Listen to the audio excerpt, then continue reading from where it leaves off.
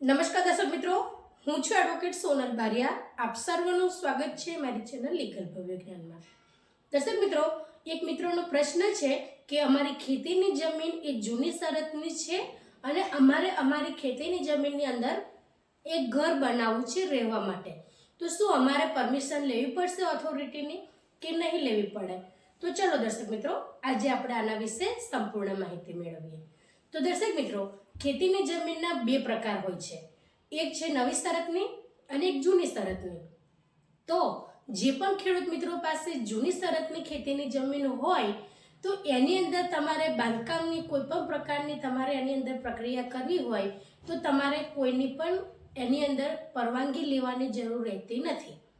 જ્યારે જૂની શરતની જમીન છે એ તમારી પોતાની સત્તા પ્રમાણેની હોય, એટલે એની અંદર તમારે જે તે બાંધકામ કરવું હોય તો એની અંદર કોઈ પણ પ્રકારની તમારે એની અંદર પરવાનગી લેવાની ન હોય. એટલા માટે દર્શક મિત્રો એને જૂની શરતની આપણે કહીએ.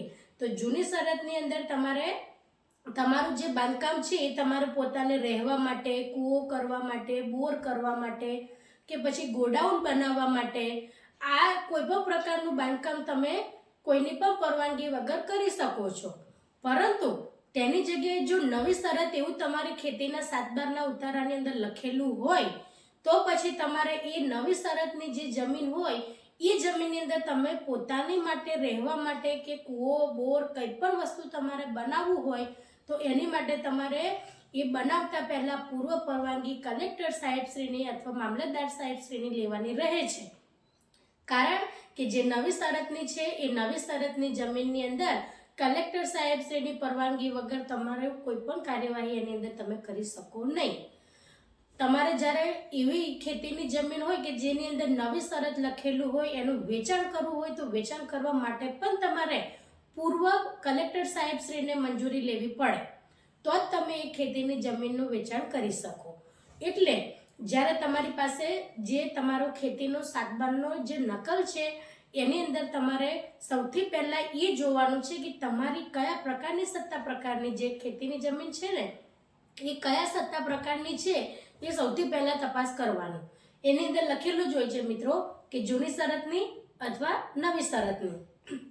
તો જો જૂની શરતની હોય તો એની અંદર તમારે પરમિશન વગર કોઈ પણ પ્રકારનું તમે બાંધકામ પણ માત્ર તમારે રહેવા પૂરતું અથવા ગાય ભેંસોને બાંધવા પૂરતો, અને ગાય ભેંસોને બાંધવા માટે જો તમે બનાવતા હોય જે તો પણ બહુ વિશાળ ન હોવું જોઈએ. વધુમાં વધુ તમે 10-12 ગાયો સુધીનું તમારે પરમિશન મળી શકે કે એટલું તમે તમારી રીતે સ્વેચ્છાએ પરમિશન વગર એટલું તમે બાંધી શકો.